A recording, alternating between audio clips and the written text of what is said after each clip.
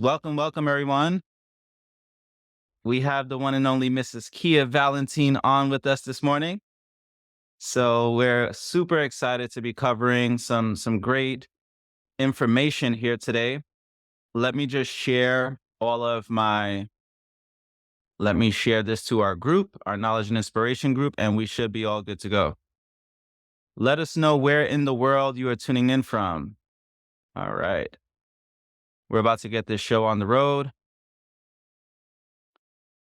Welcome. All right. I'm just going to share it to my groups. Okay, let's see here. Once we share this on the group, we'll be getting started. Send out those last-minute invites to anyone who can get value. For those of you who want to engage with us live, hop over to dnbreakfastclub.com.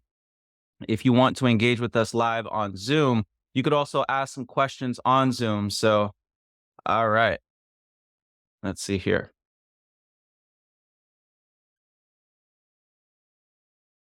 Okay, we are live. Let's get this show on the road. So welcome to the Dream Nation Breakfast Club. Excited to be here with you all. Grand Rising, everybody. We're about to get this show on the road. This morning is going to be special because we have the one and only Mrs. Keia Valentin on with us. So let's just see here. I see we have some special people on the line. Shout out to see we got Tamion, Georgie, what's going on? We got Jersey in the house, Tennessee in the house. Shout out to everyone who's tuning in on the West Coast. 3 hours early at 4 a.m. on the West Coast. So shout out to everybody tuning in on that side of the world. We're about to get this thing rolling. Let's see here. Just want to make sure that we're all set up and we'll be good to go. All right. So let's just hop over. Make sure you guys are all good on Facebook and we'll get this thing going. Okay. 1 second.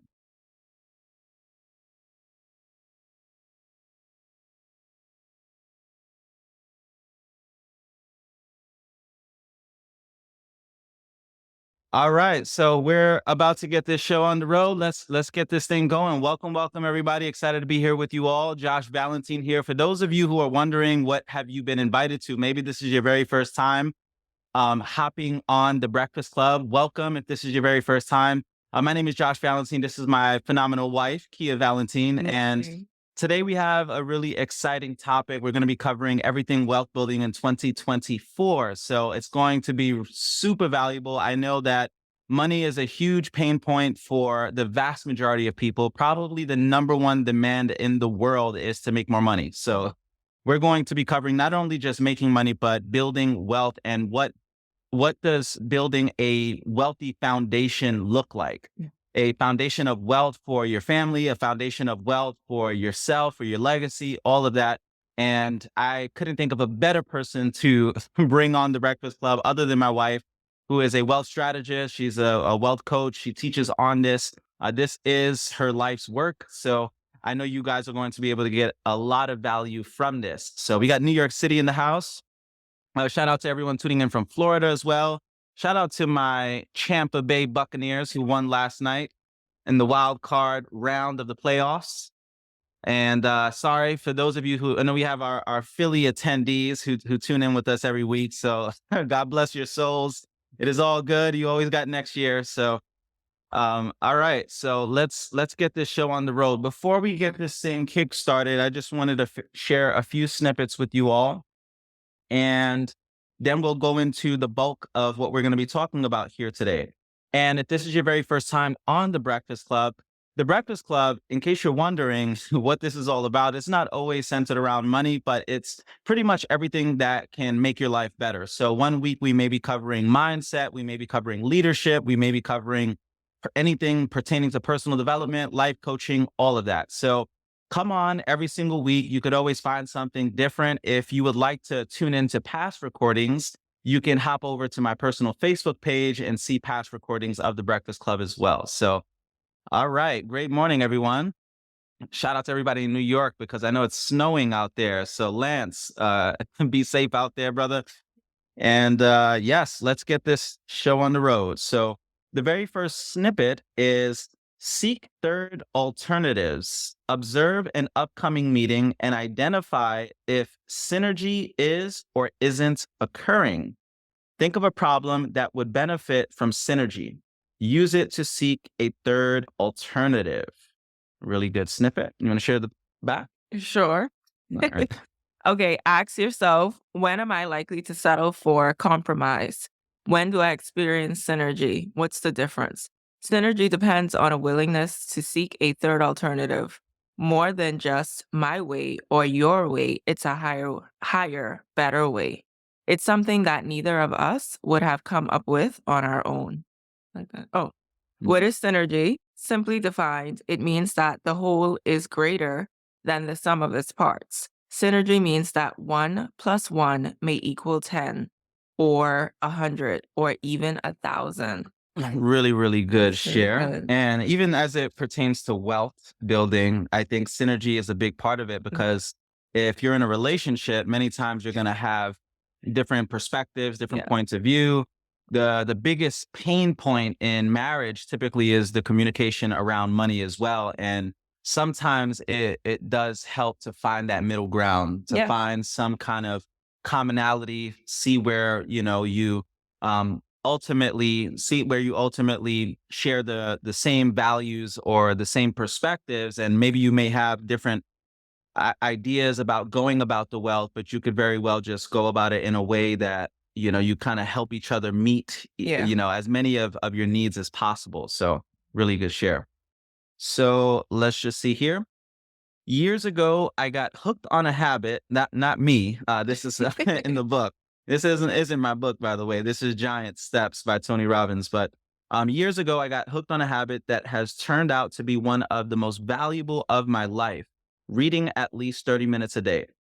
And Jim Rohn, one of my teachers, told me that reading something of substance, something of value, something that was nourishing, something that taught you new distinctions was more important than eating. Miss a meal, he said, but don't miss your reading. So while you are taking the 10-day mental challenge and cleansing your system, nourish it with reading material that yields insights and strategies to guide you in the new lifestyle you've chosen. Remember, leaders are readers. So in our case, where we may not be doing the 10-day mental challenge, but we're doing a 21-day transformation challenge. If you're kicking off the new year, maybe you have your new year resolutions going. I know for us, we're in the middle of a 21-day fast. Yep. So whatever challenge you're in, or if you're just simply in new year resolutions mode, always integrate some degree of personal development. What would you say is your number one book that you would recommend to people that you love? What has been your favorite personal development book, or just a book that can help people? I really like Think and Grow Rich by Napoleon Hill. Oh, Think and Grow Rich by Napoleon Hill. I really love that book because I feel like it gives a great foundation for how we should go about our thoughts and manifesting and turning that into action. So, yeah. Absolutely, yeah. Think and Grow Rich is definitely one of those foundational books, especially for those of you who are on the path of building wealth. Mhm. It is absolutely essential to just add that to your repertoire of knowledge on wealth. So really great shares. So we'll jump right into it, everyone. Let's just see here. Also, again, if you're just jumping on, let us know where in the world you are tuning in from. And if you have any questions, if you're on Zoom and you have any questions, drop them in the comment thread. We'd love to answer any questions centered around wealth building. So throughout the entire session, you guys are more than welcome to ask your questions. And for the most part, we'll jump right into it. So I see we got Israel, Tel Aviv. A shout out to everyone in Tel Aviv. We have Jamaica. Shout out to everybody in Jamaica. Yes, yes. Awesome. All right. So where do we start? There's so many different things that we can cover as it pertains to wealth. We also have a podcast that episode that we've done. If you hop over to the Journey podcast with Josh Valentin, Keia was my very first guest on the podcast. If you haven't checked it out, I would recommend it because I think that podcast encompasses a lot of our ideas around building Yeah. wealth, especially as a family, as Mhm. a couple, Mhm. and also just individually our different perspectives. So that's a really great overview. But today we wanted to give you guys some practical tools that you can take away in 2024, things that you can use. We're in a different time, I would say, Yeah. and these are definitely important times for the sake of your legacy and building wealth. There's so much happening in the economy, in the world, and I'll ask you, what do you feel? What are your views right now in the state of the world, the state of the economy, and as it pertains to wealth? Mhm. What do you feel like is the most important thing for going about your wealth, specifically in this economy in 2024? Well, I think in just about any economy, even this economy, I'm always that person that says your personal economy should be something that you can control and that shouldn't be affected or minimum, how it's affected based on what's going on in the wider world. So I know, everyone has different views on the economy. Some people are really optimistic, some people are pessimistic. I'm pretty optimistic about everything. I know it depends on, what information you're taking in and all of those things, but the reason I'm optimistic about what's going on is because our personal economy, it may be affected in some ways, but not significantly to the point where we're gonna lose our shirt or lose our home or, so it's always making sure your personal economy is intact, that you have control over that, that no matter what is going on, whether it's in the world or you're in your job, in your business, it doesn't matter what it is, your personal economy is still thriving. So to me, that's how I always look at things. It really doesn't matter what's going on because I know our personal economy is good, and that's something that we should all focus on, making sure that we have that intact. Absolutely. What would you say is different about the state of the world economically, and just what do people have to do? Is it the fundamentals pretty much remain the same throughout history, or is it where you have to sort of adapt to a changing world? Because Mhm. there's so many different things as it pertains to wealth, so many different financial vehicles. There's so many different ways of going about building wealth. There's 1,000 ways to score a goal here, Yeah. right? So is there anything different you feel in terms of the wealth building process in 2024 than it's been over the last several years? That's a great question. And I mean, if we look at history, right, when we were on the gold standard, if you're in America with when President Nixon took us off, saving money made sense in those days, like the retirement funds and saving this nest egg and all of those things that made sense, right? So your parents may have had that era where it's like, okay, if I just put aside money for retirement, I'll be good. But in today, with inflation, with high interest rates and everything, and I know that, they're working on bringing them down even more. But, right now, it's really about creating cash flow. It's really about making your money work for you. It's about making sure that you're earning interest above the inflation rate. Also, when you include taxes and fees and all of those things, like the interest that you're earning should be above that because that's the only way to get ahead, to create a tailwind, right? For you. Right now, there's lots of headwinds. You have inflation, you have obviously taxes, debt, like there's a lot of debt, all of these things. So it's just putting yourself in a position where now your money is doing double time. It's working for you and it's able to allow you to not just keep up with what's going on with inflation, but to surpass that, to get ahead of it. So Yeah, yeah. definitely. What are your views around just how with the economy, sometimes people feel like the president that comes into office, we're about to, have possibly have a new president or even stay with the same president. And it can go either way, obviously. But some people feel like the whoever's in office is going to play a major role in terms of like their personal economy. You spoke a little bit about Mhm. personal economy. do you feel like it matters at all in terms of what president or what administration is currently in office? Mhm. What are your views around that specifically? Is it where like, well, if we're in a Republican, administration, we're going to thrive a lot more, or if we're in a Democrat? What is your personal take around all of that? Do you feel like the administration affects your personal economy, or is something that you just kind of have to adapt and maneuver around?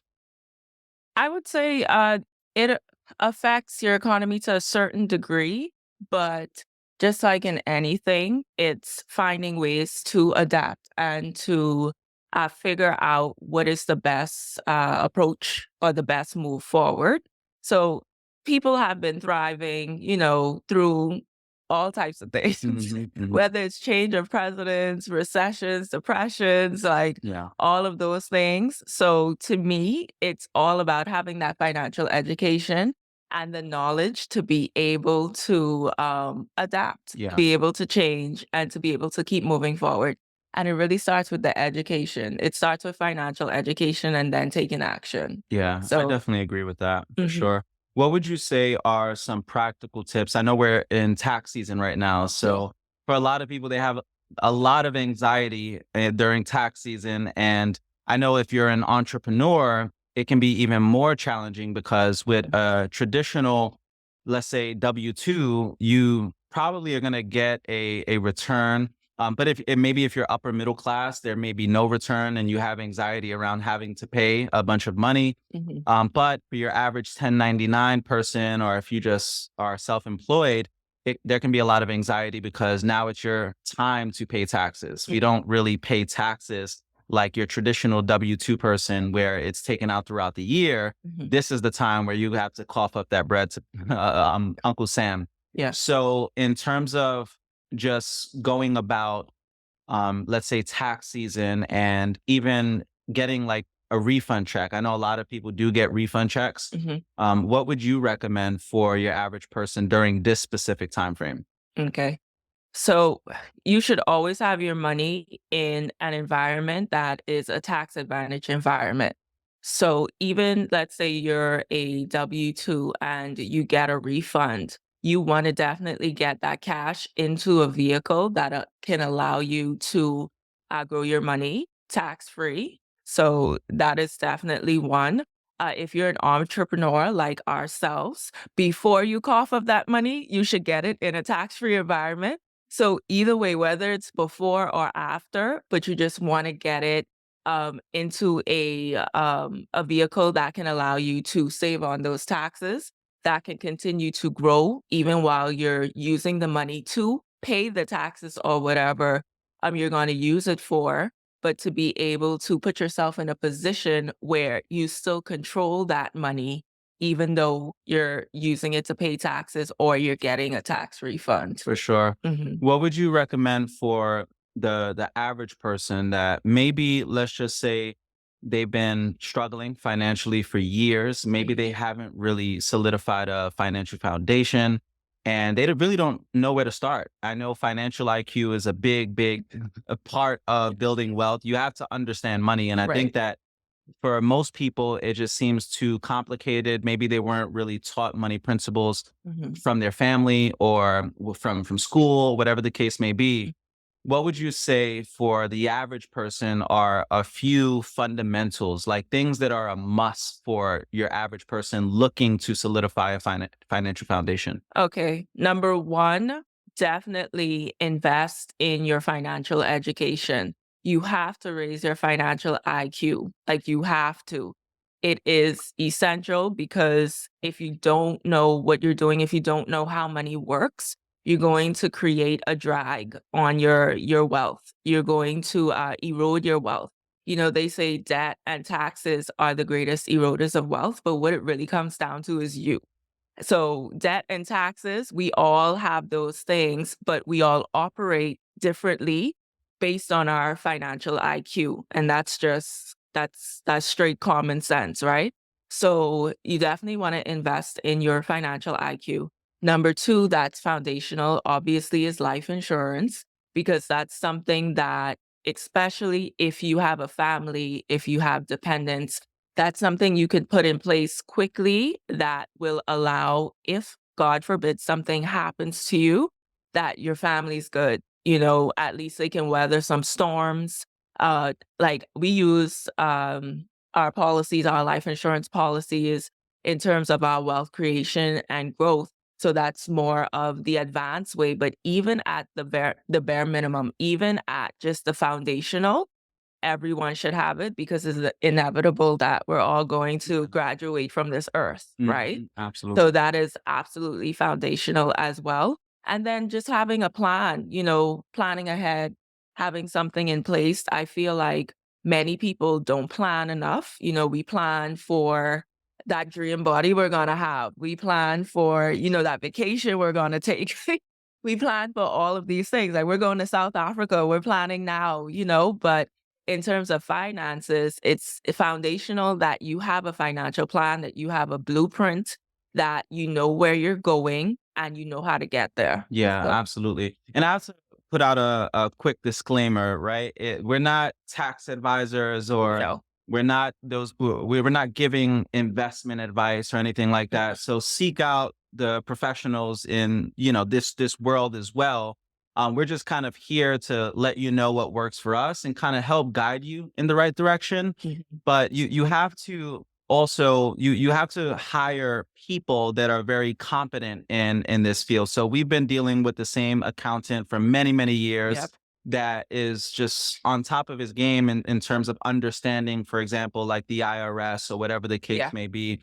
But I know there's a lot of talk around getting a fiduciary, or brokers or whatever. What's your views around brokers or fiduciaries, or just getting financial advice from an quote unquote expert?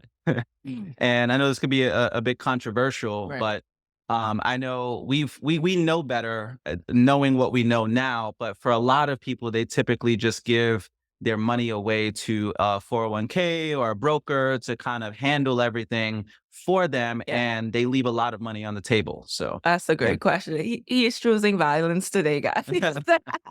So, I'm not against necessarily all advisors, or, like I do feel like they are beneficial depending on where you are. You may be someone that is extremely busy.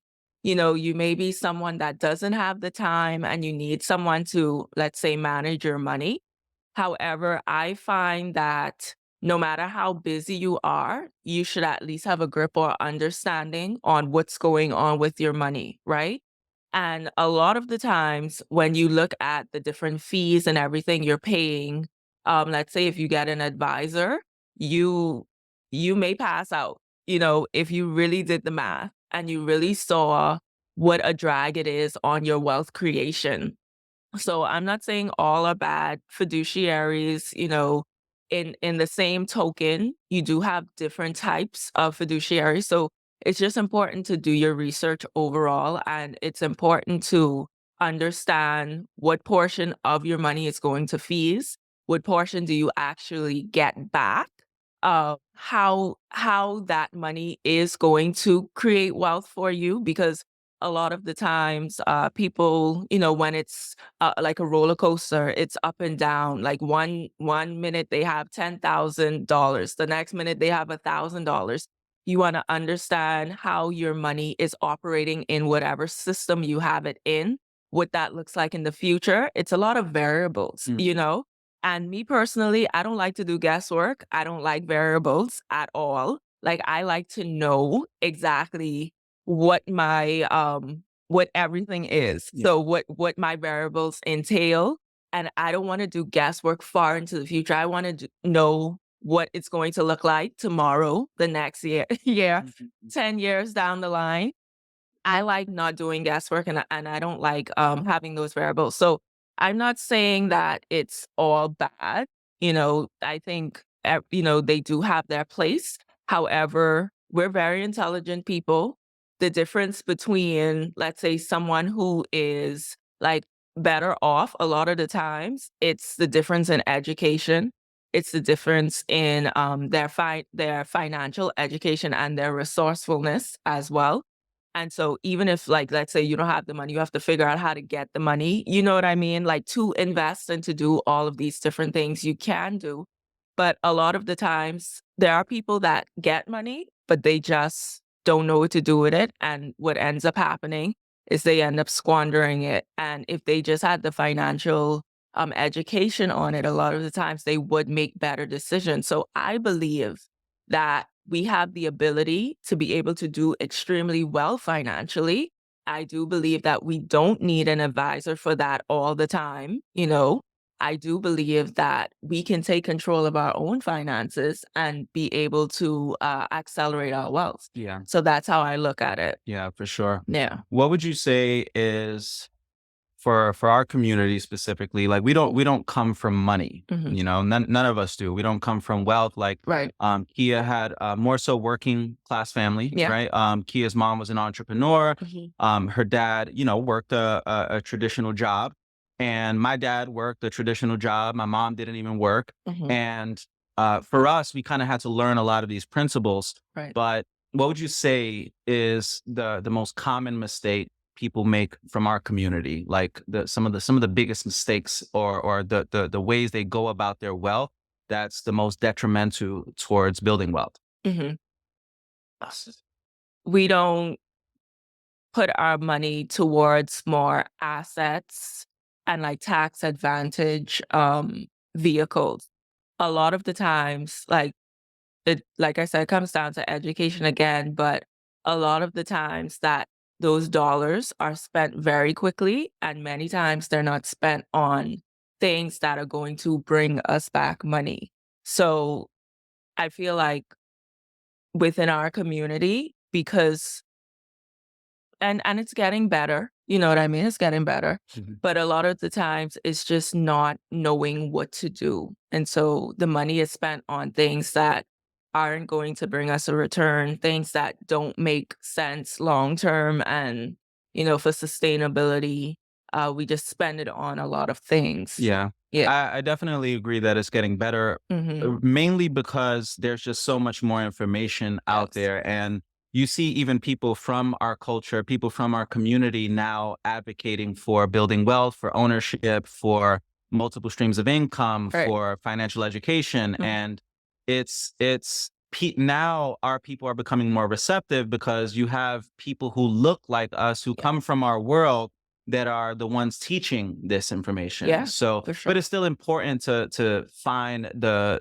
right advice, Yeah. because you don't want to just follow any guru or No. expert out there. Everyone's an expert Everyone's today. an expert, right? Yeah. So I think it is important to make sure that you're finding the right mentorship. I know for us, we followed the smart money, so we essentially looked at people who had what we wanted in life, people who were really doing this wealth game at a high level, and we seeked the best in Right. the world, whether it be insurance, whether it be taxes and credit and all of that stuff. So Yeah. now, going back to life insurance, I know that a lot of people in our community are parents. And what would you recommend in terms of building generational wealth? And I think I once heard that for the uber wealthy, Mhm. typically they're thinking as far as four generations, Yeah. right? Mhm. So, what would you say is one of the most important things in terms of building generational wealth, legacy wealth for your children, your grandchildren, and so on and so forth, and the integration of policies with that? Yeah. Okay, that was a lot. So I'm gonna do my best to encompass all of it. So in terms of generational wealth, and I'll tell you guys just what we do as well is we are thinking for 10 generations down the line.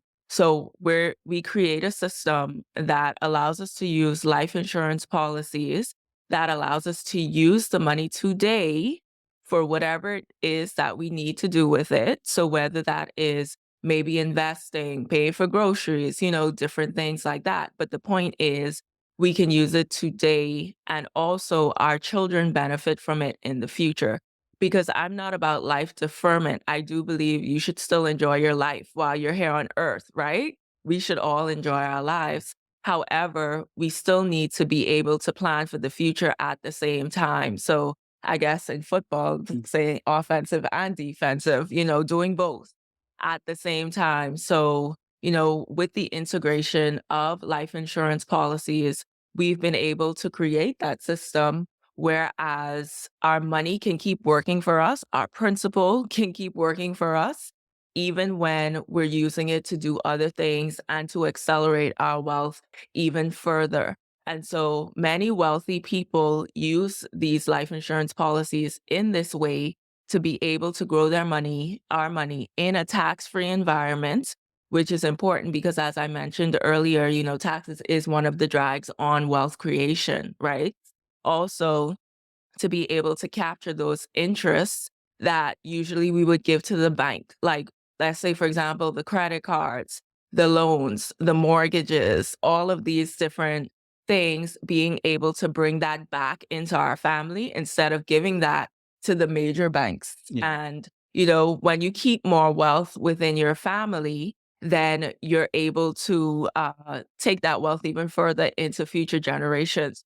A lot of the times we pay a lot in fees. You see it, fees for everything. I mean, even going to the grocery store the other day, and I'm not saying we shouldn't donate to charities and stuff, okay? So don't twist my words here, okay? I'm not saying we shouldn't donate to charities, but even, I went to the grocery store and the lady was like, "Would you like to give to this charity?" And, a lot of the times people want to say no sometimes, but they don't because they want to give, or the tip machine that the percentages come up automatically. Yeah. And so not only do we have fees in like the traditional sense, but also now with when we go to the grocery store, so we're paying for groceries and paying for other things, and some people feel guilty about that, right? So it's all of these things that are taking all of these different fees and interest rates and all of those things. So having the ability to keep that within the family, to bring that back into the family so that it could be used for future generations, Yeah. whether that is going to college, whether that is even maintaining health insurance on your future generations. That's something Josh and I we're always talking about. Like, what could we do for our future generations to make sure that they are in a better situation? Yeah. And, our policies allow us to do that. When we graduate from this earth, our trust will allow, our trustee to maintain, let's say, health insurance on all of our kids and grandkids to make sure that's not an issue for them. So it's definitely about like planning, but using policies as a foundation to be able to do that, but to live now, but also in the future. So when I think about generational wealth, it's just creating a system that allows you to have the advantage today, whether it's taxes and interest and all of those things, but allowing your kids and grandkids to also have those advantages in the future because now they don't have those drags Yeah. on their wealth. So it's doing two things at the same time. Absolutely. One of the things that I'm so adamant about even sharing when it comes to generational wealth as well is the fact that passing down wealth is definitely important, right? But it's also the principles, it's also the values, it's those things. So, for example, you can pass down millions of dollars to your children, to your grandchildren, but if they don't have the principles, if they don't have the values, then it's not going to continue on through the generations. Right. So it's essential that, yeah, you learn the money principles, but you're also building a solid foundation within your family structure. So another thing that comes to mind, we spoke about this. We went to a restaurant a couple days ago, and one of the things that we had spoke about was just the idea of passing down work ethic. Yeah. So I think that one of the biggest threats to our wealth long term in this specific generation is because the kids have it so good, Yeah. right? They can just play video games and they're fed by their parents, and they don't really have to, they don't have that grittiness that we had in the last generations. So when it comes to just preserving the wealth, you also have to pass down generational work ethic. Yeah.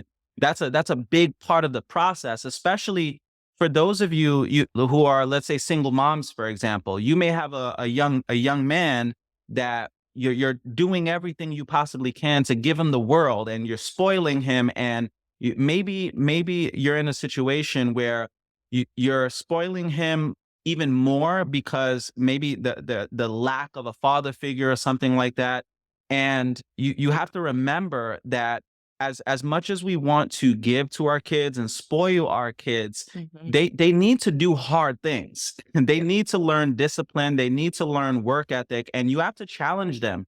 Give them different circumstances where they're challenged, and they have to learn the value of money, the value of work ethic, and actually working for what it is that they want. Yeah. So I know for our kids, they love video games. Mhm. And one of the things that we typically do with them is they have to earn it. Yeah. So whether it be a point system, I remember a Yes. year ago we were Stars. doing stars. They had to accumulate a certain amount of stars. And we were very adamant about them working for whatever it is that we're going to gift them, and letting them know, like, hey, we work our tails off so that you guys can live this lifestyle. And Mhm. and also, I got frustrated the other day because one of our kids was like, "I'm starving," right? Just Yeah. exaggerating. All kids do it. "I'm Yeah. starving."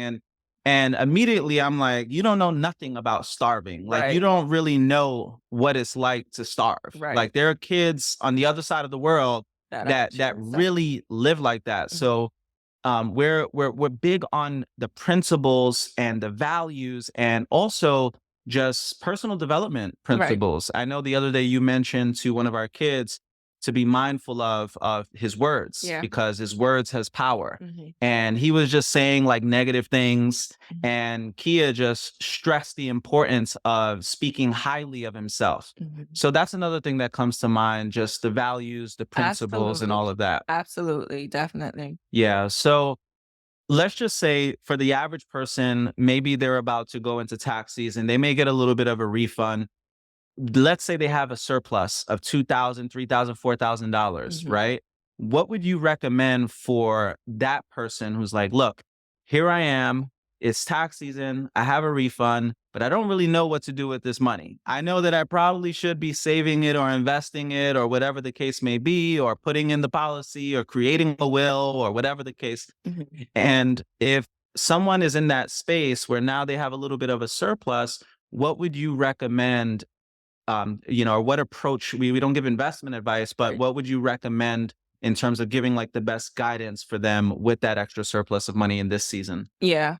Usually I like to look at the overall picture of someone's finances before I just suggest something.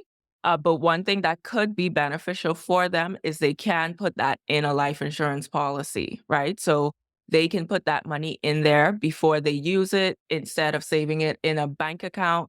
Because when you save money in a bank account, when that money grows, you pay taxes on that growth. So if you put it in a life insurance policy instead, you can grow it without paying taxes on it. So, I mean, the math has to math, right? And so, you can be able to keep that interest that you would have given to taxes working for you in your life insurance policy. So that's one thing I would definitely recommend. Obviously, it would depend on each person's unique situation, right? Like as a whole. However, that would be a great place to start, and that's just foundational. Another thing is I do have a financial boot camp starting tomorrow. So if you want to, let's say you're getting that tax refund, you want to know exactly what to do, you want to raise your financial IQ, I would recommend attending the boot camp because you can understand different principles and different financial knowledge and information that's going to allow you to raise your financial IQ in January, Mhm. which is good because you can plan out your entire year, your next year, your future generations. It's just foundational, creating a solid um, foundation for you and your family. So those are two things I would recommend if you know you're getting a tax refund, if you know you're an entrepreneur and you're gonna pay taxes as well. So I would recommend getting that information. Yeah, Yeah. definitely. Someone asked what type of life insurance policy. So permanent life insurance policy, whole life insurance. So that's what creates cash values that can create cash flow as well. And so that's where you want term. I'm not going to get into the debate right now about term and whole.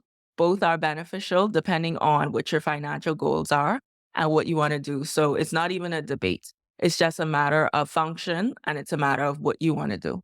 Yeah, for sure. I know there's a lot of debate around term and whole Yeah. life. And one thing that I can tell you is for us, we're just big on following our approach is going to be very different because we're entrepreneurs. Yeah. So for people who fall in the category of working, let's say a traditional 9 to 5, 40-year plan, retirement, that kind of thing, you may hear a lot of advice around 401ks or Right. creating a term life. Whereas for us, we're hearing advice from people who are building long-term Right. generational wealth, and they're taking the complete opposite advice or giving the complete opposite advice.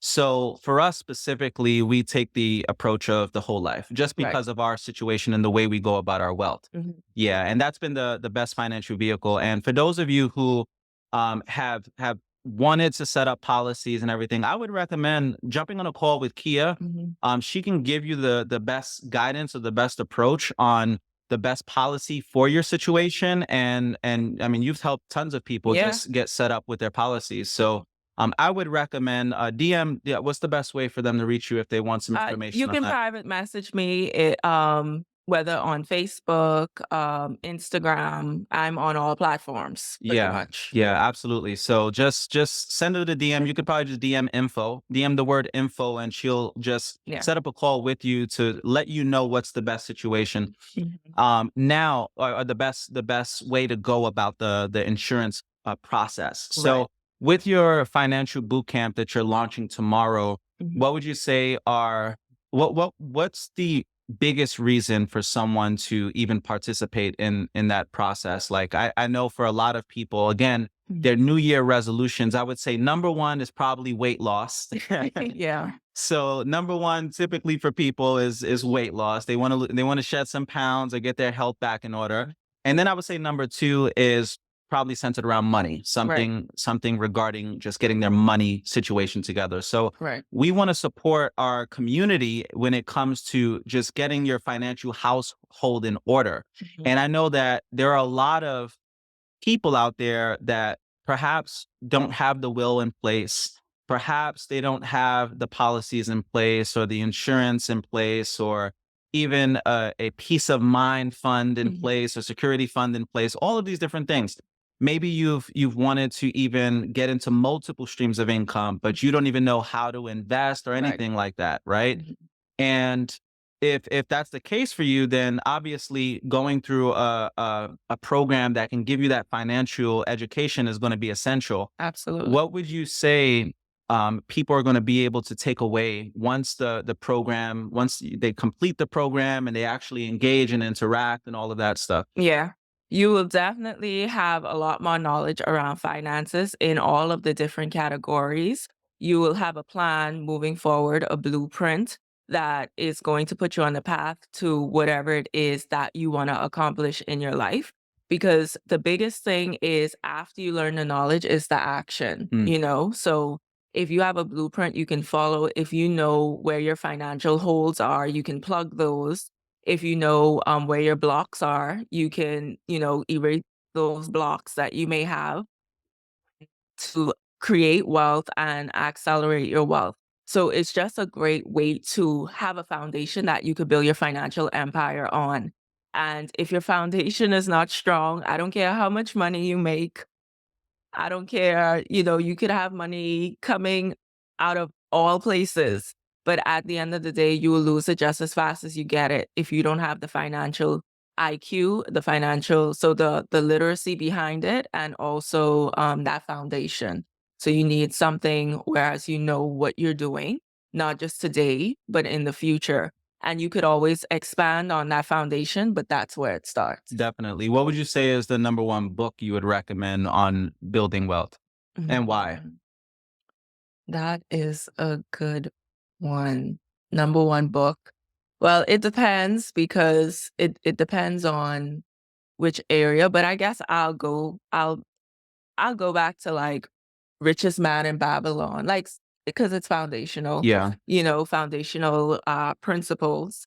And so it's a great book just to understand those principles, and to it's a great read as well, Yeah. which I absolutely love. So if you're the person that you don't like financial jargon and it's Mhm. boring, you fall asleep, all of that stuff is just a great entertaining way to get some of those principles. So Yeah, I yeah, I would say definitely that. agree. Mhm. Yeah, because sometimes too, like it can be overwhelming hearing all of this sophisticated jargon Mhm. around money. I think even I feel like it's kind of like intentionally set up that way Yeah. because you feel like you have to be reliant on the quote unquote experts. Yeah. But these principles, they're not as complicated as they sound. So you guys may feel like it's so overwhelming and you're like, geez, I have to set up this and do that and do that. And it's a few fundamental principles. I know for me, if I had to give a one-page manifesto around getting your financial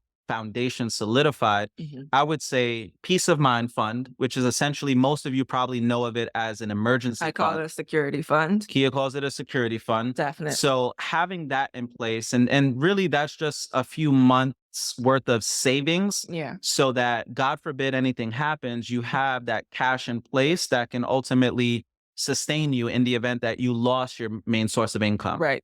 The second thing that comes to mind for me is credit. Hmm. So preserving your Yes. credit as much as Definitely. possible. Hmm. And one of the best ways you can go about credit, always keep your credit utilization to your overall balance on your credit cards under 30%. Right. The lower the better, Mhm. but always under 30%. That's going to help. Be on time with your credit cards. Don't be so nonchalant about not taking a look. Set up automatic payments if you can. Mhm. That way you don't fall into the trap of having late payments because that also affects your credit as well. Yeah. And you also, if you don't have any credit, and you may want to open up a line of credit so that you could actually build your credit in the first place. Hmm. So that also affects some people. They think like, oh, well, I don't want to open up any credit cards. Right. And not realizing that if you want to get a home, you want to finance a vehicle, in many cases, if you want to get an apartment, even Mhm. or finance anything, you're going to need some degree of credit. Yeah. So credit is power. Credit, especially for those of you who are entrepreneurs, credit can be a really great thing, Yeah. but you have to have the mindset because you could also sabotage your wealth. Absolutely. And one of the fastest ways to sabotage your wealth is through your credit. Mhm. What would you say in terms of like mindset when it comes to credit and having that discipline around wealth? Because I think people don't realize that the greatest threat to your wealth is always going to be you. Mhm. It's Yeah. always going to be yourself. What would you Mhm. say with regard to that is something important to understand about just the nature of having the right mindset when it comes to wealth? Yeah. Yeah. You always want to eliminate as much interest you're paying on anything.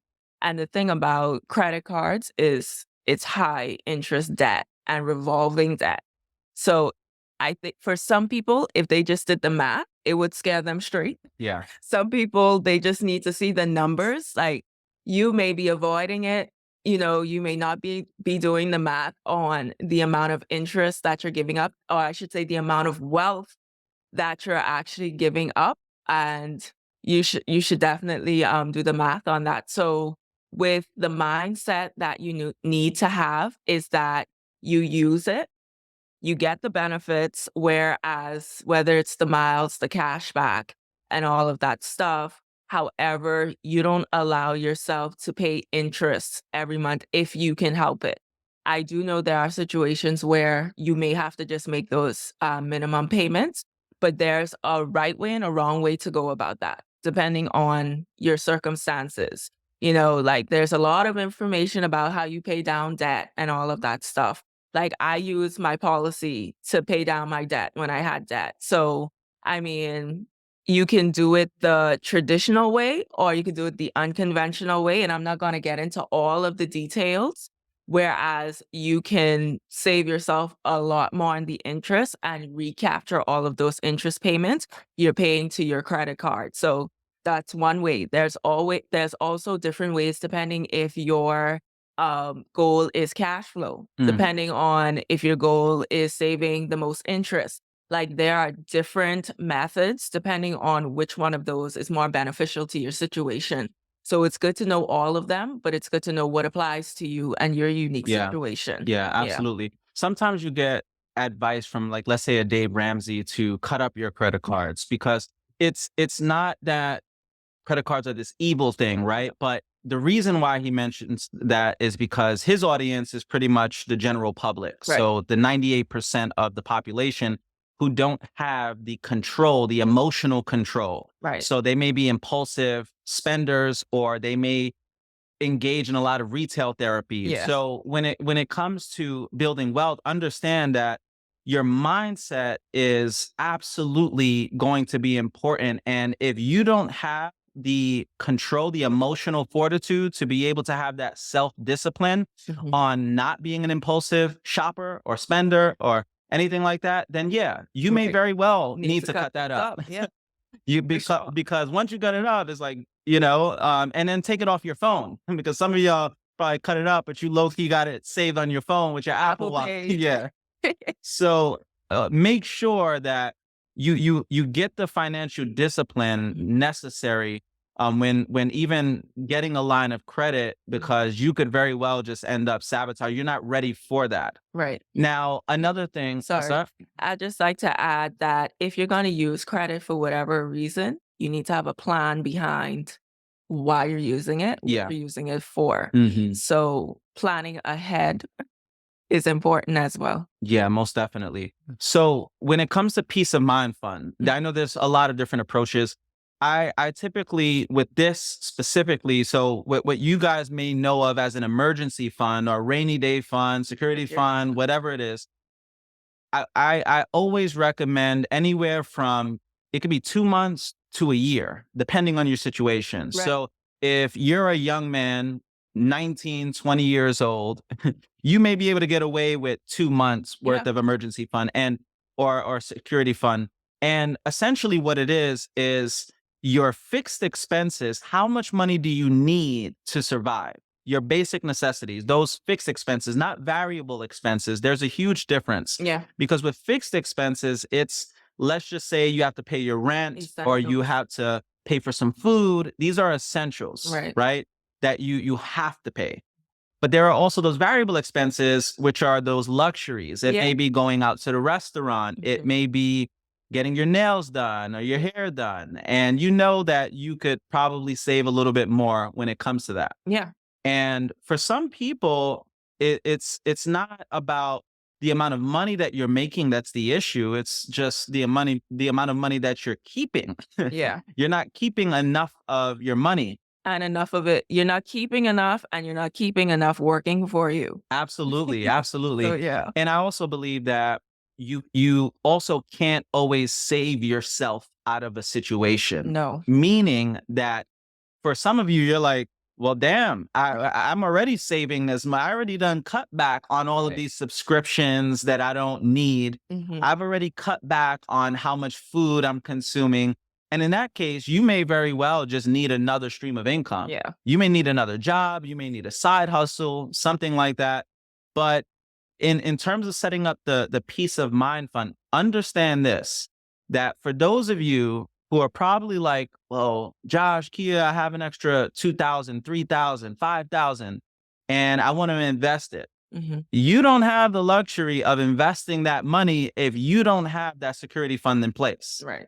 So make sure that you have the security fund in place first before putting any of that money or that reserve money into any kind of investment. Mhm. And that's a huge part of the process, because with investments, the very nature of investing is it's risky. I mean, depending on the but it's still a risk. yeah, but you can minimize the You can risk. minimize the risk. Yeah. Absolutely. But at the end of the day, there's no guarantee. Right. Right. Even if you have your money in savings, it's being eroded by inflation and Exactly. Yeah, people think that, oh, if they invest in something, like, and it goes south, but what we're not thinking about is like inflation. Inflation is a stealthy thief. Yeah. Like the taxes you see, the fees you see, inflation you don't see, but it's there. Absolutely. So yeah. Absolutely. So for the security fund, for those of you with children, you may want a few more months, let's say, Yeah. than 2 months, or depending on the nature of your career, you may have one of those careers that is super rare. And in the event that you get laid off, you may have to move to another city Yeah. in order to basically get another position in that industry. Yeah. So you may need more than 2 months to figure your situation Yeah. out. Absolutely. I would say calculate your fixed expenses, those expenses that you absolutely have to pay every month. Then also take into account how many months would you need in order to get back to a full-time income. Mhm. And that you can kind of gauge it. Or if you have children, you may want to take them into account. If your kids are in private school, Yeah. you may very well have to take into account being able to pay for their education. Maybe Yeah. you have an expensive mortgage and you have to figure out your mortgage situation. So if you're with children, a lot of dependents on you, if you have very high living overhead, you may need as much as 6 to 12 months worth of that peace of mind fund or Absolutely. before you start the investing process. Yep. Yep. Because it's better to have it and not need it than to need it and not have it. Most So definitely. it's good to have it and, not to have your security fund in your investments. Yeah, So, absolutely. yeah. And during this season, I would also really recommend and encourage you guys to get right with Uncle Sam. Mhm. Uncle Sam is going to come for that paper one way or another. I know For some of sure. you probably think that you may be finessing the system. Uncle Sam will come for that paper. Get right with Uncle Sam during this season. Don't push it off for another year. Don't file even for an extension. If you can do it now, get it over with. Reach out to your tax professional and get it over with, because for some of you, this has been a huge pain point and it's like a splinter in your mind. You know that you have to get those taxes in order, Right. but you're prolonging it. You're getting the extension, convincing yourself that, oh, I'll just do it in a couple of months. And then you Right. actually never end up doing it. Yeah. Maybe you have to set up a payment plan with the IRS, and that's okay. Get yourself on a payment plan, and it may seem overwhelming, but the satisfaction of at least being legit, at least being in a space where you're actively working on your situation and making it better. Yeah, I'll just say, for those of you who, let's say you have the money, but you have to get your taxes in order, put it in a policy first, because then you have a different you'll have a different mindset on it, because at least you know that even though you're paying your taxes, the money is still in there working for you. So even though you're using it, and in the boot camp, I go through all of this, like more of the advanced strategies and stuff like that. But definitely get it in there first so that you're not just giving it away in taxes and you no longer earn any money from it, like, ever again. Yeah, for So sure. just keeping it within your family. We're all gonna pay taxes every single year, over our lifetime. Imagine if you can have that money working for you and still pay your taxes and keeping more of it within your family. Yeah, So absolutely. just financial sense.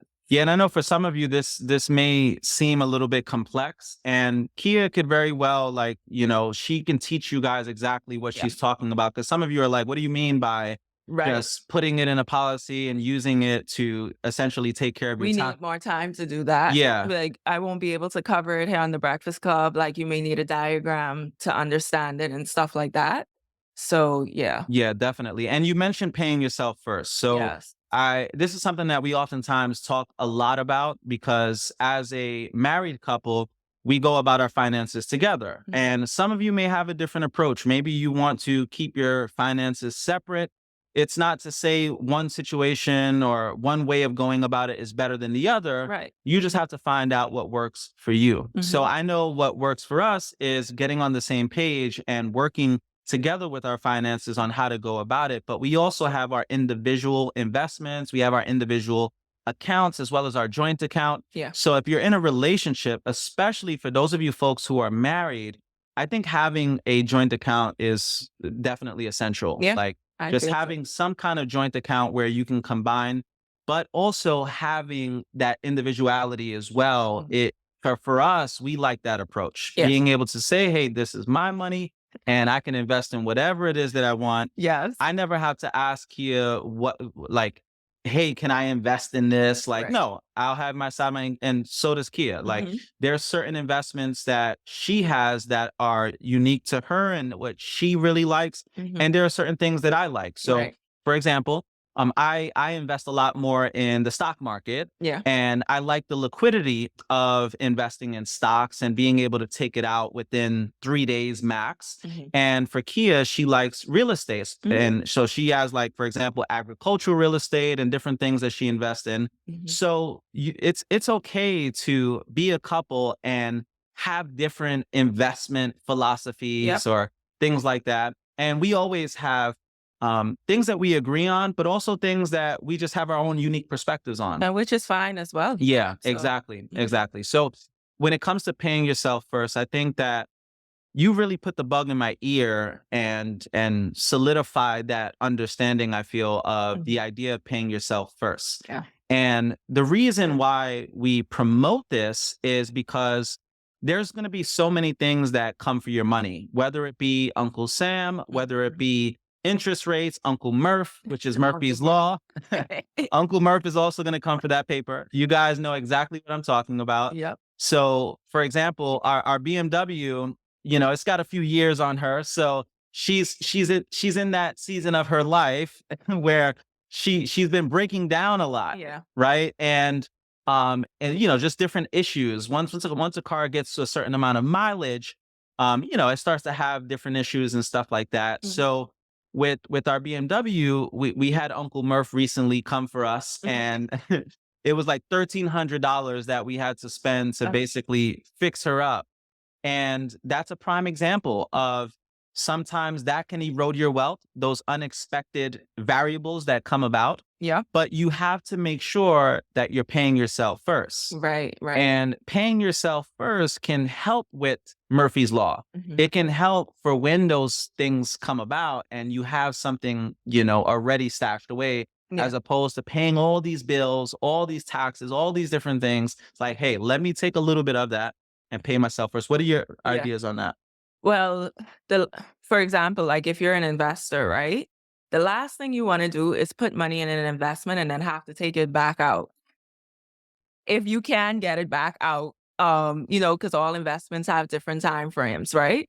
So the last thing you want to do is be in a position where you have the money, but you don't have the money. And so that helps to pay yourself first and have a security fund just so you insure yourself against those types of events. I look at paying yourself first as number one, you are the priority because you work hard, blood, sweat, and tears, those long hours, your feet hurt.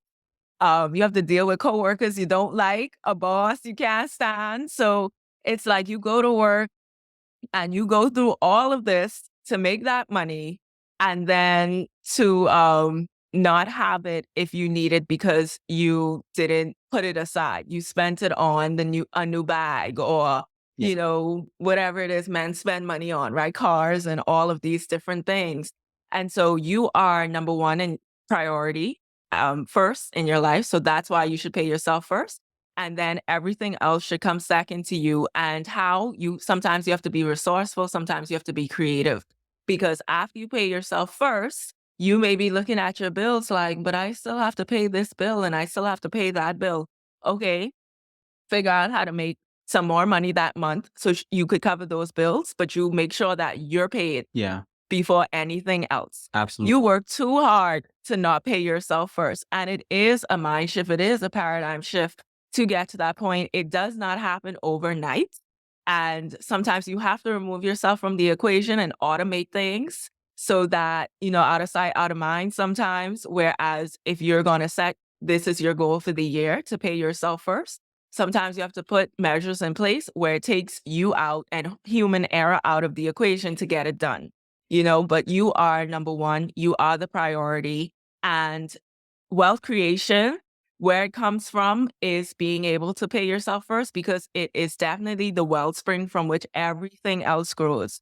So if you can't get that part right, it's going to be difficult to create wealth in your life because you have nothing to use in order to accelerate that Yeah, wealth, right? definitely. So that Definitely. So I'll just share the way that I personally go about paying myself first and what that actually means. So some of you may tithe, for example, and you give your very first to whatever charity or organization that you give to, right? And the idea of, again, that money being the first that you give out. That's the idea of tithing. But right, it's a similar concept, but to yourself. right, So you may take 10% of all that you make and say, hey, I'm going to put this towards my security fund. right. I'm going to put this towards even investing. So what I do is I put it in a separate account that is not so liquid. I may need to wait 3 days before I can take it out.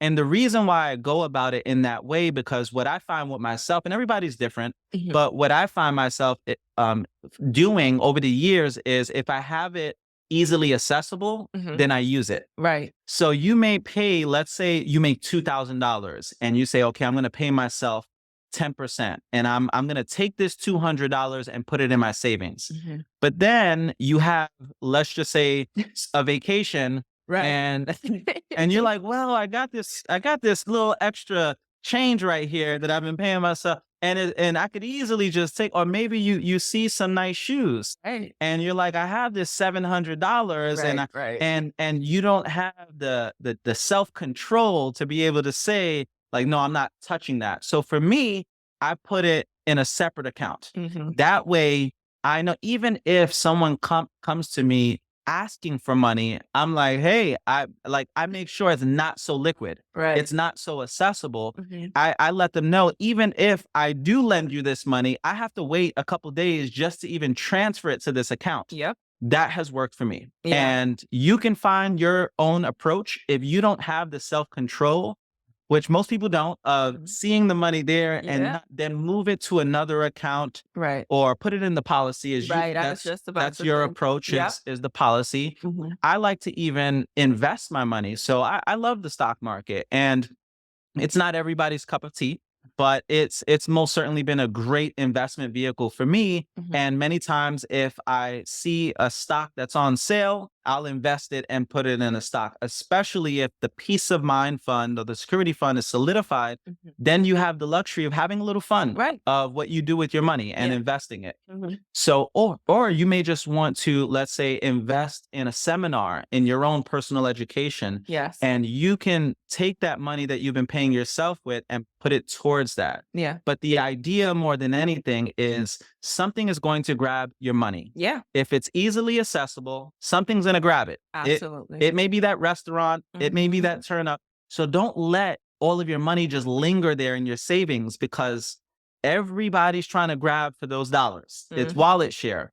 So if you see in your account that there's not really much money there, then you're less likely to touch the money. Yeah. So that's the mindset behind paying yourself first and Absolutely. not touching that. Yeah. You're gonna say something? Yeah. I was just about to say, I put it in my policy so I can automate it monthly. So you can do that. And what it allows, because it's a separate account from your bank account, it's like you have to log in order to check it, right? So when you're logging into your bank account, you're seeing what you have.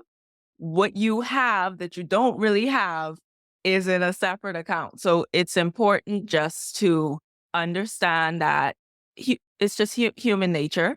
If you can see it, if you're like, okay, I'm going to just keep all my money together in this account, I'm not going to touch it. I'm going to create this Excel spreadsheet that's going to say, oh, what is my savings and stuff?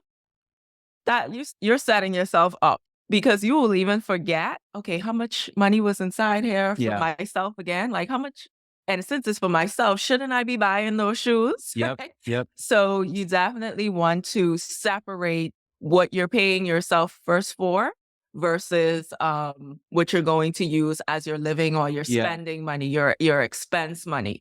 It's good to have that separation. When I go into a store, and we have online shopping and stuff now too. Mhm. But when I go into a store and I see something that I like and I look at my account, whatever's in my account and I'm planning for the week, that's what I'm sticking to. I'm not thinking about what's in my policy because by the time I transfer that money out Exactly. there, which is like Yeah, 3 business days, I'm not even thinking about that bag or that shoe exactly. That's anymore, good. right? So the money that's in there, now I'm planning in my head, okay, this is what I have for the week. So this is what I'm using. Oh, I don't have enough for that bag. Oh, well, that bag is just going to see me next month or the Yeah. month after. But I find that because I have those boundaries on myself, then it eliminates even that thought of, oh, I have to go and get the money from my policy, which I'm saving for myself. I purchased this bag. This bag ain't worth it. This Yeah. bag ain't making me no money, Mm. So it's just this thought process. And then I just rest the bag down and I walk to another aisle or walk out the store. By the time I walk out that store or close that browser window for, all of these fashion sites that I go on, I'm walking out with nothing. Yeah. But it's not nothing because I still have my money that I'm going to use for what I actually need to use it for. So it definitely helps. Yeah. Yeah. It's Yeah. Sam, I see you over there laughing. Yeah, yeah. Out of sight, out of mind. Yes, And yes. even with family that you're gonna have family friends that reach out to you for money. Right, And I'm telling you, this is one of the greatest money hacks of all time. Just do not leave your money so accessible right. because you could very well, even if you give, let's just say someone's like, hey, can I borrow an extra $300? Mhm. And you say, hey, I don't have it in my account. I'd have to sell my stock or transfer it from my Follows. policy or something like that. And people are understanding. It's Yep. like, well, geez, I don't have the ability to wait 3 or 4 days to be able to, so they're probably going to go to someone else Yeah. to borrow that money. Mhm. So this can be one of the best things because one of the great eroders of wealth as well is constantly lending money to people. Yes, and especially if you don't, like, I think it's noble. I think it's good to lend money to people because, people are in different situations. They may Yeah. need the money, it could Yeah. be friends and family. You definitely want to help out. So I think it's good to help out.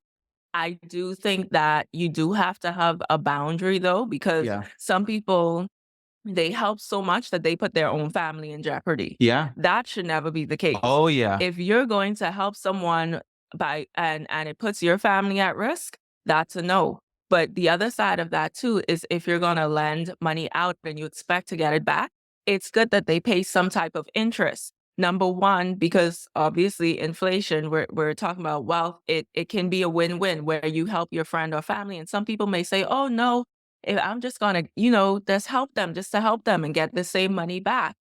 Yeah, but at the same time, that is your money. It is opportunity cost. And if it's somewhere else, that means it's not working for you in that way.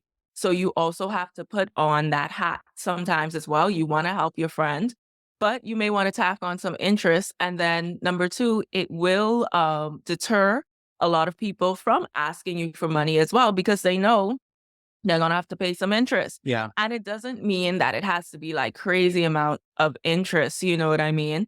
But you do have to take into account that the money that you make now, you want to always keep it working for you. Yeah. And so it depends on how you want to look at it. It may be like a charity. Some people they give money and they don't expect it back Yeah. at all. Yep. Even though they said, they'll pay you back and stuff like that. So I do think that when you lend it, just it's with what intention? Do you intend on getting it back, or are you looking at it more as just charity? Or Yeah. your tithe and Josh does that, where Yep. he looks at it as okay, well, that's I tithe Yeah. this month Yeah. or whatever the Absolutely. case may be.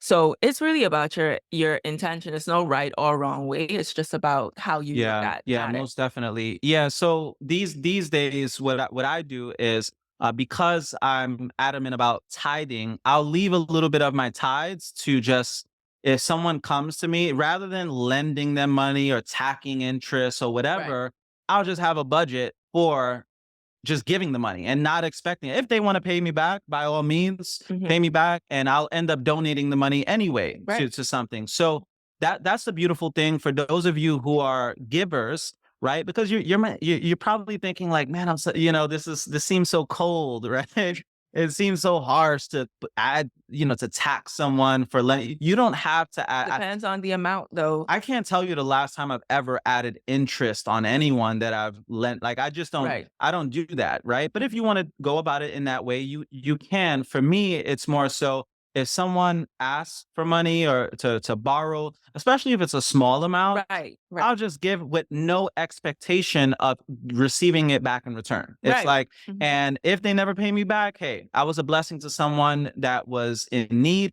And what this will do is you don't allow that situation to rob you of your personal power, Right. Right. because some of you are getting frustrated when people are borrowing money from you and they're not paying you back, and you're giving away your power.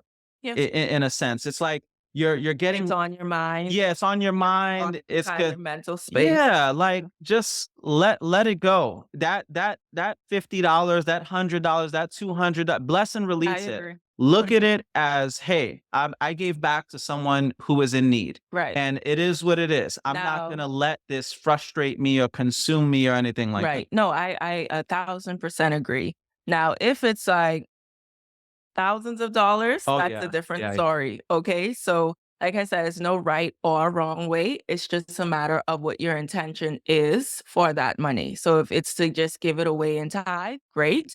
If it's to, if you're using it to build it up for an investment, but now you took it out, you are losing interest as well, especially if it's like a large sum of money you're lending out. So, it depends. yeah, yeah. I remember I had a business partner screw me over for like 8 grand, Mhm. and I lost 8 grand one time. And for some of you, it's like that's chump change, right? But for others, that's a lot of money. Right, for sure. And this was years and years ago. But I look at it today, and I've just, bless and release. I helped someone when they were really, really down and out. I mean, and this was someone who was kind of close to me at Yeah. that time, Mhm. and I just was like, well, it is what it is. Bless and release it. I helped them when they were in need, Yeah, and it is what it is. And I move on. I'm not going to allow that situation, like, have that resentment and that bitterness and everything like that. So absolutely. now, when it comes to just mindset, I know we're going to start to bring this in for a landing. Um, when it comes to just even more on mindset, because a lot of you, this technical stuff and all of that stuff, you guys can get all of that in Kia's program, Yeah. for those of you who participate in it. Mhm. But to elaborate a little bit more on the psychology, because I know for some people they're conflicted when it comes to the idea of money. They feel like money is the root of all evil, or money doesn't grow on trees, or all rich people are evil people, or they're greedy people. Yeah. What would you say is the best perspective for building wealth? Because for a lot of people, they self-sabotage their wealth because of their limiting beliefs around money. It's true, it's true. And I do go through in our first week, we do cover a little bit of mindset and stuff like that as well, because we want to set that foundation first and foremost. But the reason why people sabotage themselves a lot of the time is because of those, like you say, limiting beliefs. But a lot of the times, those beliefs are not built on truth at all, like actual truth. And so, but it's true for them, right? So who's to say? So it dep how you look at money, and, like, if you understood what money actually is, because the value is not in the paper, it's not in this paper that we print. That's not what it is. What money is really that stored up energy that, our blood, sweat, and tears, the best that we give to the world, our gifts, our talents, our skills. That's where the true value is, right? Because we give those in service to others, and that's how we make money. So when you look at it as the more I give, the more value I give to the world, the more I enhance my skills, the more I do good in the world, the more money I make. When you look at it like that, instead of all rich people are evil and all of these things, and the love of money is the root of all evil, and all of that, you have a different perspective on what it actually is. And so it's not, the value's not in the paper. The value is in what we give, our energy, our the best of ourselves, Our service. our service to others. That's what it really comes down to. So sometimes you just need a change in that perspective in order to remove some of those blocks you have about money. Because I can tell you that when you think about the wealthiest people in the world, no matter how you feel about them, no matter if you feel like they've done wrong or whatever the case may be, what the movies teach us, Yeah. the bad guy is always the rich guy, right? That's the one who always scheme. Yeah. And while yes, you do have some of that, right? I won't say that we don't. I do believe that we have a lot of good as well. And some of their intentions may not have necessarily been to help society, but through their inventions and what they gave to the world, it still impacted the world in a positive way. So, and that's why they make the money. It's not because it's like some rocket science. It's really that they impacted the world in like such a positive way, and more of the world, that they were able to increase their wealth. That's really what it comes down to. So when you hear about like the love of money and all of these things, and money doesn't grow on trees and all of that, you have to replace those beliefs with what actual truth is. And so you have to figure out what that truth is for you. And what Josh always says, it's what serves you. What's the best mindset or perspective to have that's going to allow you to thrive financially or in your health or whatever the case may be. So those limiting beliefs, you really have to ask, like, is this true? Is it really true? Does it make sense? Because when you look at someone else thriving and you're not, you have to figure out what's different. It's really about your beliefs, the way you look at things, because that is what affects your behavior of what you're going to do. And when you have the right perspective, you're going to have the right behaviors and take the right action, and you're going to get the right results. So Yeah, that's how I look at it. definitely. And the last thing that I'll say in terms of just mindset is also being mindful of your language. So, for example, a lot of people, when they talk about wealth or wealthy people, they refer to those people as a people that is outside of them. Right. They don't identify as a wealthy person. So, prime example, if you're talking about wealthy people, you'll say those rich people or wealthy people as if that's outside of yourself. Right. And how are you going to attract wealth if when every time you refer to wealthy people, it's those people? You're not going to attract abundance if you don't identify as a wealthy person. So one of the best things that you can do on your path to wealth is changing your language and the way you refer to wealthy people. Say us rich people, us wealthy people, not those rich people or I remember when I was younger or just even growing up in the hood, it was like, yeah, rich people, like they were this exclusive sect of people that were like evil and outside. And how are you ever going to attract wealth with that kind of mindset or languaging? Mhm. So it's essential that when you refer to rich people, like, yeah, that's us, that's me as well. You're included in this rich family, in this Right. wealthy family.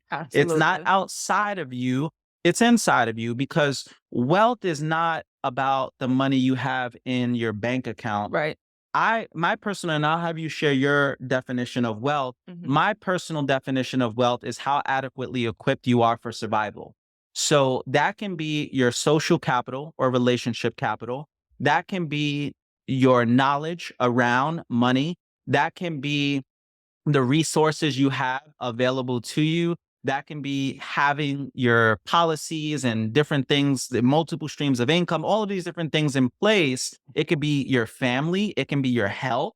A lot of things can be basically your wealth, or considered to be a part of your wealth, right? Because what's $1 billion to a cancer patient? Right. So what's $1 billion to someone who's massively obese? Right. So you have to redefine also the way you define wealth. Mhm. That's a big part of the process. And what would you say is your definition of My wealth? definition is the transcendence of survival. And so, when you transcend survival, you're in an environment where you thrive And that could be financially, that could be health-wise, that can be, with relationships and community and all of that. But it's where you transcend that survival point where you're no longer feeling like I don't have enough or, everything is scarce or not abundant enough. And it really is a mindset more than anything because before I was even wealthy in terms of financial gain, I was saying that I'm wealthy and I've always been blessed and highly favored. And I thank my parents and definitely my mom for instilling that in me because you couldn't tell me I didn't have it all from before I had it all. You know what I mean? Like even as a child, like I knew I was wealthy, I knew I was blessed, I knew I had favor, I knew all of these things. And so my mom spoke life into me at a very young age. Yeah. And I feel like that's why I don't feel lack in certain ways because I've always felt so blessed in so many ways. Yeah. But that comes down to my belief. And, it's so much more to wealth than just financial gain. Yeah. It's really about like your belief system, your community, like all of these things encompass your wealth, like Josh said. And so when you think about all those things, you may not have it in your bank account, but honey, you have 5 good, good, good friends. Like I have my good, good sister here on the line. You know what I mean? And so I feel blessed just naturally when I wake up. I have an amazing husband. Like this man puts up with a lot. Okay, y'all don't know. We're not talking about that today, but like my kids, like it's so much to be grateful for. It's so much Yeah. gratitude that I have. I cannot help but feel blessed, Yeah. Even when I think about it, I just feel like so blessed. Yeah. So Yeah. it's really the transcendence of survival where you're not feeling like you lack anything. Yeah. You may not have it in your bank account, but you still could get up every morning and say, I still got it. Like Yeah. I still have it because what my father has is also mine. Yeah. And I ain't about to preach this morning, all right? But Mhm. that's just like how I feel every day when I wake up. Yeah, yeah, most definitely. And I know Kia's going to get ready to homeschool our Yes. boys. So the last thing that I'll share, and it's kind of appropriate for this time too, because you're about to go, for example, homeschool our boys. So Yeah. we homeschool our kids, and part of that the reasoning for that is wealth, Mhm. right? So we realized a long time ago that we didn't want our kids to necessarily subscribe to just what's being pushed out there in the world, and sometimes people don't raise their children the same. And not to say that schools aren't good, right? Because there are some good, and we live in the number one school district in our city. So in terms of like an actual physical location for a children's schooling, that may very well be a good thing. But Right. homeschooling is a big part of that, and family, the idea of family. If you look at the way a lot of traditional Jews go about their wealth, the very foundation of their wealth is centered around God and family. Yeah. So your family is your wealth. And you have to be mindful of that. Your outer world is going to be a direct reflection of your inner world. So yes, the numbers are great. Like when Kia talks about just always feeling blessed and highly favored, and she didn't grow up in a mansion. She Mhm. didn't grow up with millions of dollars in the bank account or anything like that. But at the same time, your wealth was in your family. Yeah. Your wealth was in the safety that you had, and all of that. So understand that when it comes to wealth, don't feel as if you have to have a certain amount in the bank in Right. order to feel wealthy. The feeling is what's most important. Yeah. So that's why gratitude is so important, because gratitude puts you in that state of feeling abundant, Yeah. of feeling wealthy, because you have so many different things, whether it be beautiful, healthy children, Mhm. or good health, or just an amazing tribe of people that you Yes. can count on. That's Yep. where the wealth lies. Mhm. So as Kia, gets ready to go off, and do the homeschooling thing, I wanted you to just share if there was a one-page manifesto that you can share with everybody on building wealth. what would you share if there was just a few fundamentals in 2 minutes, basically what they can do right now for this year to get their financial household solidified and start this generational wealth process? Yeah. So number one would definitely be gratitude, because that's like foundational for what you have. Because like Josh said, you have to feel wealthy. Number two would be putting that financial foundation in place, because life is a journey. We don't all arrive at a certain place like today, even like going to work. You don't just arrive to work. You don't snap your fingers and you're at work. You drive there or you drive to your business or whatever the case may be. It's the same thing with wealth building. If you look at it as a journey, you're starting your foundation, or maybe you have a foundation, but you want to strengthen that foundation. And that's what you're going to build your house on. Understand that it is a journey, but you can find peace, or you can find, um, I guess, peace knowing that you have that foundation set and you're on your way. Like every year, you have an opportunity to build upon that foundation. Because I find that a lot of people don't feel wealthy because they feel like they're not making progress, right? But that's because they're looking at progress as a dollar amount. Yeah. So you have to realize, if you have those things foundationally in place, that is progress, because there are a lot of people that are missing things in their foundation. So even if you don't have like everything all at once, just understand that takes time to build. But what you need to build first is always your foundation, right? And then generational wealth, planning for the future, thinking about the things that you want to implement to, I don't want to say make life easier for your generation, but in a sense, yes, because I do believe we should be the giants and our children should stand on our shoulders from all aspects. And when I say all aspects, I mean the information and the knowledge as well. So the knowledge that you have is very important, because if you can pass that knowledge on to future generations, they will see far beyond where you could see right now. And so if you can give them that foundational knowledge, they have something to build upon even faster and even sooner than you do. And so when I think about it, it's gratitude, it's financial literacy, like raising your financial IQ, and it's also planning for the future. These are things that you have to do if you want to create wealth. And a great way to do that is to build or strengthen your financial foundation. Absolutely. So, as you get ready to leave, I just wanted to mention once again that Kia does have a financial program in place that she's spearheading tomorrow. Yeah. Is going to kind of get in motion. So, reach out to her, send her. I What's that? Yeah, no, I someone asked for the details.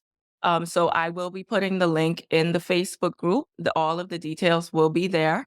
It is a 10-week live boot camp. So you'll be seeing me every Wednesday starting tomorrow. Over the next 10 weeks, we're going to discuss various financial topics and how you can make sure that you are right in those areas. And so that's what we're going to be discussing. But it's a place where you not only get information, but you can also take action immediately. And these things are things you can start putting in place today, or at least this year at the latest. But definitely having a plan of how you're going to do that and looking at your situation. But, so it's 10 weeks live, starts at 6 p.m. on Wednesdays. I am doing a special for the Breakfast Club, so you guys are getting a huge discount. We start tomorrow. Gonna come. We have a workbook, everything that you're going to be able to write your notes down, put yourself on a plan, get that blueprint in order so you have a way forward for 2024 and beyond. So if that's Absolutely. worth it to you, then I will see you in class. I will see you in class tomorrow evening. Yeah, definitely. And I know for those of you who are like waiting for your income tax and all of that stuff, just reach out to Kia. Like, it's not about necessarily making a quick buck. That's nothing compared to what she typically charges. Mhm. Is really to have that accountability, like that seriousness coming into the program. I know a lot of people, if they don't invest money into something, they don't take it serious. So We want people to take their education serious, to take their financial household seriously, because it is a serious thing. This is a Right. huge pain point for so many people. It's a huge pain point every single year, and it's something that causes your average family a lot of suffering, your average individual a lot of suffering. So to be able to just kickstart the year and on the right track that way, by the time you're going into 2025, Right. you have the will in place, you have the policies in place, you have everything set up for your next generation and all these different things, your peace of mind fund. Maybe you want to have multiple streams of income, whatever it is. So I think this is definitely just a great time to just take action on this. And for those of you who've been really praying for a financial blessing, and you're going to have to at some point in time invest in your financial education, just like everything else that you want to improve. You want to improve your health, guess what? You're going to have to invest in it. You want to improve your brand, you're going to have to invest in your brand. If you want just about anything, these days you have to invest in yourself. And the greatest investment you'll ever make is in yourself. So Absolutely. thanks a lot, babe. Great Thank job. you. Yeah, really Thanks great for job. having me. It was wonderful spending this morning with you guys. Now I'm off to homeschool.